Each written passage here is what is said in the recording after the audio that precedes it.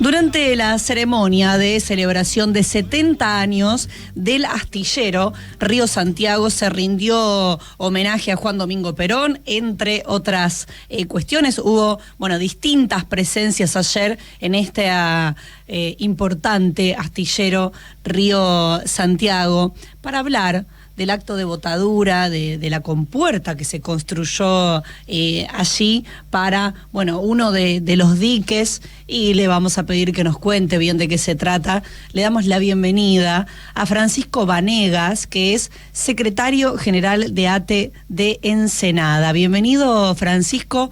Úrsula Asta te saluda aquí en Radiográfica. Hola, ¿cómo andan, compañeros? Bien, gracias a Dios, y muchas gracias por la invitación. Bueno, muchas gracias a vos, Francisco. ¿Qué pasó ayer en el astillero Río Santiago? Mira, la verdad que está pasando lo que pasó en estos últimos 2 años, ¿no es cierto? Estos años se tiraron 3 embarcaciones a botar, digamos, 2 licas y ayer una compuerta que por ahí algunos medios hegemónicos que responden a los grupos económicos concentrados, ¿no es cierto? Minimizan esto y la verdad se terminan convirtiendo en mercenarios, ¿no es cierto? Y apátridas. Les digo esto porque esta compuerta es muy, muy importante, porque es una compuerta que llevó más de 800 toneladas de acero, ¿no es cierto?, el procesamiento de acero. Desde el inicio al final ocupó alrededor de 1.000 trabajadores del astillero, y hoy va a ser instalada, si Dios quiere, en Puerto Belgrano, ¿no es cierto?, en el dique 2, a los efectos de que las embarcaciones tipo Panamá de hasta 240 metros de lora se puedan reparar en ese taller, y donde también, en ese dique, perdón, sí. Y donde también se van a generar nuevos puestos de trabajo. Mirá si tiene importancia. A eso agregale que cada reparación sale alrededor de $1,5 millones, y esos $1,5 millones, ¿no es cierto?, se ahorra en divisa o entra en divisa, ¿no es cierto?, para nuestro país. Para entender, Francisco, sobre, además de la generación de puestos de trabajo, sobre los arreglos allí que se podrían realizar entonces en el Puerto Belgrano, y este costo que decís que entonces el Estado ahora se ahorraría. ¿Cómo se hacía hasta antes de la construcción de esta compuerta? Bueno, este tipo de barcos se iban a reparar afuera, en Brasil, Chile y en otros países, ¿no es cierto? Entonces, lamentablemente se perdían esos trabajos, y por ley tenían que pasar, digamos, por la Secretaría de Industria, ¿no es cierto?, a los efectos que autorice, ¿no es cierto?, que esos barcos se vayan a reparar afuera, dado que en el país no se podían hacer. Hoy esos barcos, ¿no es cierto?, o muchos de esos barcos se van a poder hacer, que son de gran porte acá en el país, más precisamente, ¿no es cierto?, una vez instalada esta compuerta. Mira si tiene importancia, y esta compuerta es una de las obras más importantes y que realiza y construye nuestra empresa con proyectos propios, ¿no es cierto?, y es la más grande que hoy se construye de metal mecánico, lo estamos haciendo nosotros, no se construyó tampoco. Francisco, te habla Leonardo Martín. Te hago una pregunta muy básica y desde la ignorancia de lo que tiene que ver con de la industria naval. ¿Qué es una compuerta exactamente? ¿No? ¿Qué característica tiene? Es la compuerta es un bloque, ¿no es cierto? ¿Viste las compuertas que vos ves en las distintas lagunas o diques, donde, abrís y cerrás según alimentar la cantidad de agua, ¿no es cierto?, los efectos de poder empezar un buque para preparar. Cumple esa función, no es nada misterioso, simplemente habilita, digamos, ¿no es cierto?, para que se puedan reparar los buques de este porte que te decía, o de esta eslora, ¿no es cierto?, para poderlos hacer en el país, y eso para nuestro país es importante. Francisco, ¿cuántos puestos de trabajo se estiman que esto puede generar? Mirá, va a depender, ¿no es cierto?, de la cantidad de buques que entren en Puerto Belgrano. Y hay buques, ¿no es cierto?, de tránsito, hay una demanda y un mercado, ¿no es cierto?, para poder hacerlo, porque si no tienen que ir como te decía, a otro país y lo más importante que lógicamente también los dueños de los barcos se ahorran dinero, ¿no es cierto?, haciéndolos en el dique 2 de Puerto Belgrano.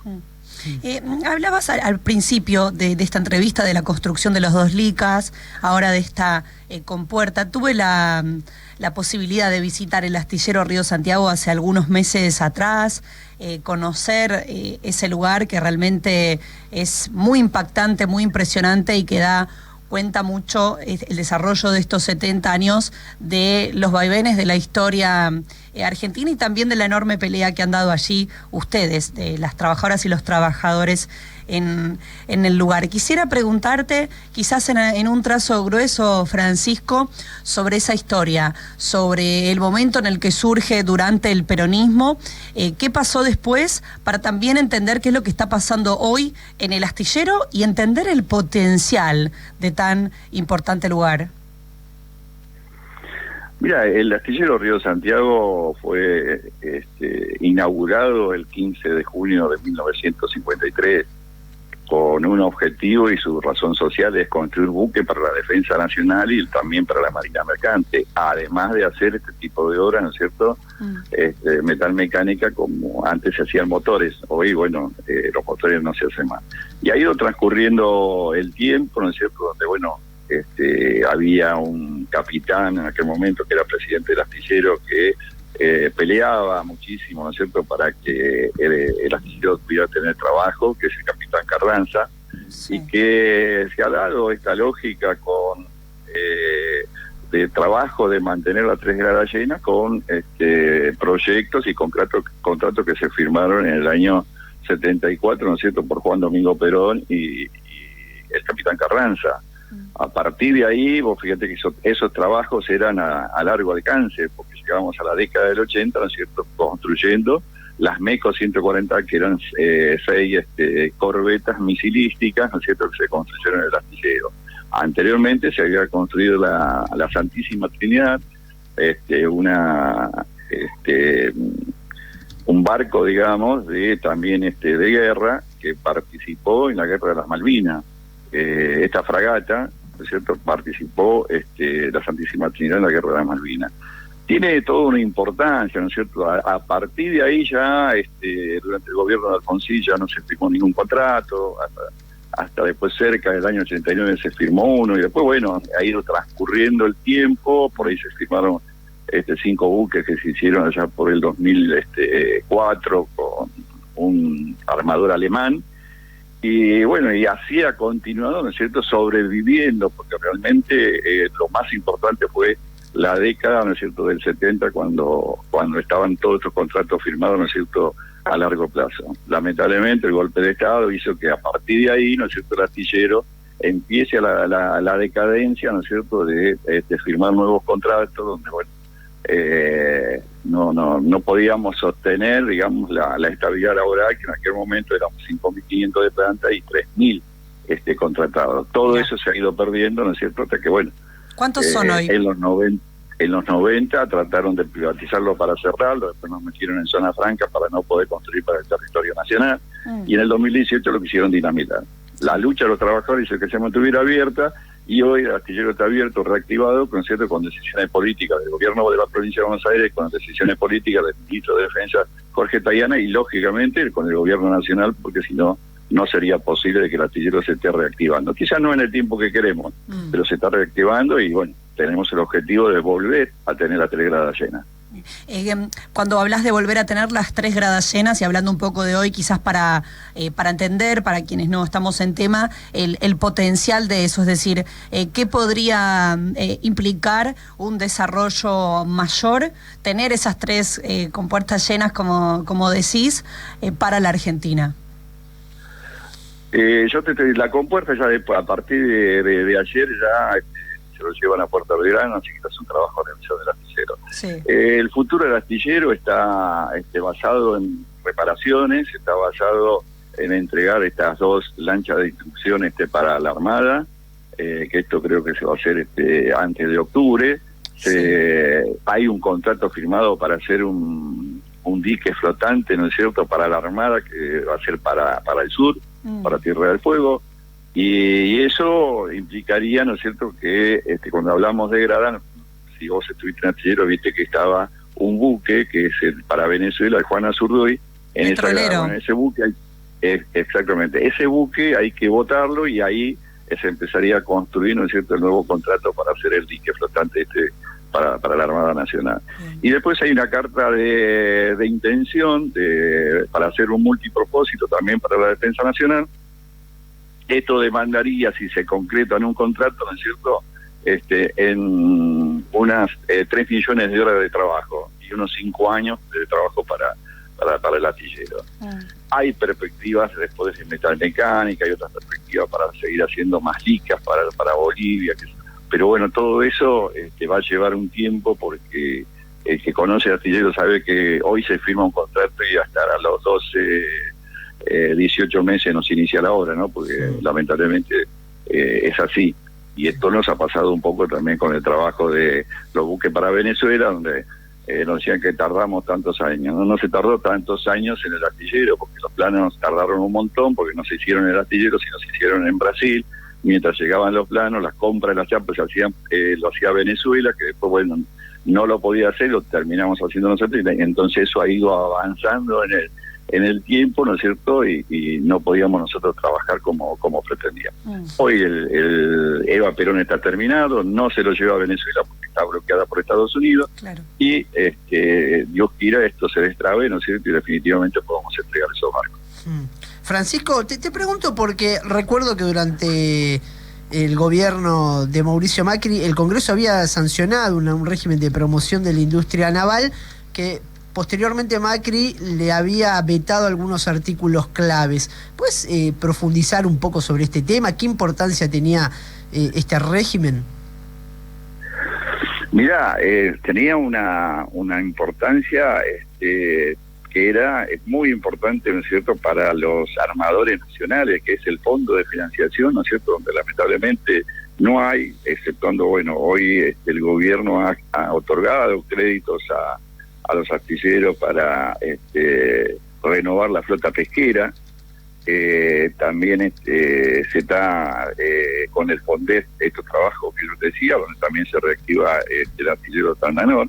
Entonces lo que nosotros vamos, ¿no es cierto?, en esa ley, el día, hoy es sábado, el día jueves, ¿no es cierto?, la diputada nacional Carolina Sutrovich presentó un proyecto, ¿no es cierto?, para recuperar esos dos conceptos, ¿no es cierto?, que había vetado Macri.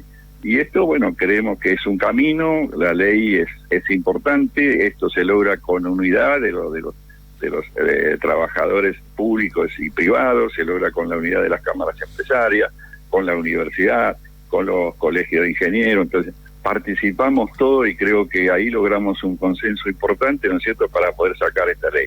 Ya avanzamos en una, ¿no es cierto?, o en la misma que vetó Macri después estos dos artículos, donde hay un artículo, que es el artículo 15, que prohíbe a los organismos del Estado comprar los buques afuera. Ustedes no sé si se acordarán, Macri compró 4 buques a Francia por 384 millones de euros, la Bullrich compró en Israel 5 lanchas, cuando acá se podían haber hecho el doble.